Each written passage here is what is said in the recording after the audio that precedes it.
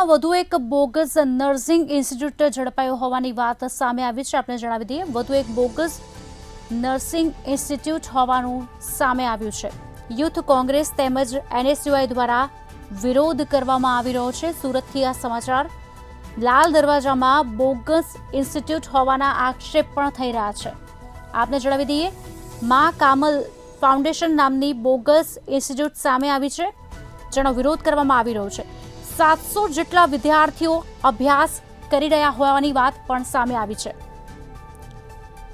2.5 થી 3 લાખ ફી વસૂલવામાં આવતી હતી। માં કામલ ફાઉન્ડેશન નર્સિંગ ઇન્સ્ટિટ્યૂટનું નામ એનએસયુઆઈ દ્વારા બોગસ રૂપિયા નાખી વિરોધ કર્યો છે। લાલ દરવાજામાં આ ઇન્સ્ટિટ્યૂટ હોવાનો આક્ષેપ કરવામાં આવી રહ્યો છે।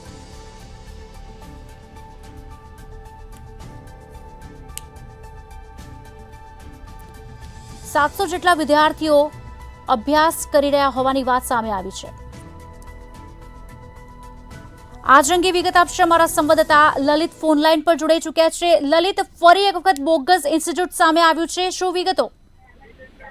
જી ચોક્કસથી સુરત શહેરમાં એક પછી એક બધું નકલી હોય તેવું સામે આવી રહ્યું છે। ત્યારે આજરોજ શહેરના લાલ દરવાજા વિસ્તારમાં ફરી એક બોગસ નર્સિંગ ઇન્સ્ટિટ્યૂટ હોવાના આક્ષેપો સાથે યુથ કોંગ્રેસ તેમજ એનએસયુઆઈ દ્વારા વિરોધ કરવામાં આવ્યું હતું।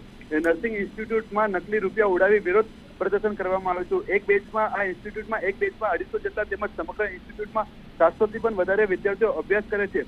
તેમજ આ વિદ્યાર્થીઓ પાસેથી વર્ષ દરમિયાન 2.5 થી 3 લાખ જેટલી મસ્ત મોટી ફીસ પણ વસૂલવામાં આવે છે। તેમજ વિદ્યાર્થીઓને પરીક્ષામાં નાપાસ કરી ફરી પરીક્ષા આપવાના નામે રૂપિયા વસૂલવામાં આવે છે।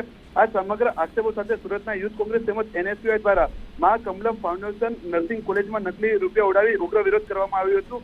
મહત્વની વાત છે કે સુરત શહેરના અંદર થોડા દિવસ પહેલા પાંડેસરા વિસ્તારમાં બોગસ તબીબોએ આખી હોસ્પિટલ ઊભી કરી નાખી હતી। ત્યારબાદ પુના પાટિયા વિસ્તારની અંદર નર્સિંગ ઇન્સ્ટિટ્યૂટ પકડાયું હતું। ત્યારબાદ ફરી આજે નર્સિંગ ઇન્સ્ટિટ્યૂટ બોગસ હોવાના આક્ષેપો સાથે એનએસયુઆઈ દ્વારા વિરોધ કરવામાં આવતો શહેરભરમાં ચર્ચાનો વિષય બન્યો છે। જી આભાર લલિત, સમગ્ર માહિતી આપવા બદલ। તો એક તરફ વધુ એક બોગસ નર્સિંગ ઇન્સ્ટિટ્યૂટ ઝડપાયો હોવાની વાત સામે આવી છે।